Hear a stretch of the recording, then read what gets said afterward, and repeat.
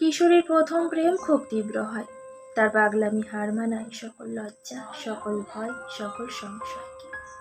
তার মনে হতে থাকে পৃথিবী ধ্বংস হয়ে যাক, তবুও প্রিয় মানুষটিকে আমার লাগবে। মা বাবা, পরিবার কিছুই আমি চাই না। বেহুলার মতো ভেলাই করে তার প্রিয় মানুষটিকে নিয়ে 7 সমুদ্র পাড়ি দিতে সে রাজি থাকে। এই তীব্র চাওয়া, তীব্র আবেগ আস্তে আস্তে ফিকে হতে থাকে যখন সে যৌবনে পদার্পণ করে।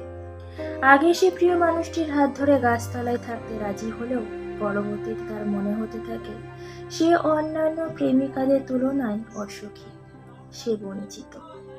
তার মনে হতে থাকে তার প্রিয় মানুষটি বদলে গেছে, সে তার আগের মতো প্রশংসা করে না, তাকে সময় দেয় না।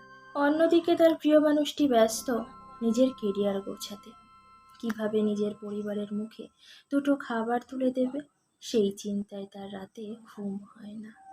একজন নিজের পরিবার সহ সবকিছু ছাড়তে রাজি, আর অন্যজন নিজের পরিবারকে ভালো রাখার জন্য নিজেকে গড়ে তুলতে ব্যস্ত। ঠিক এরই মাঝে রচিত হয় কত বিচ্ছেদের রচনা।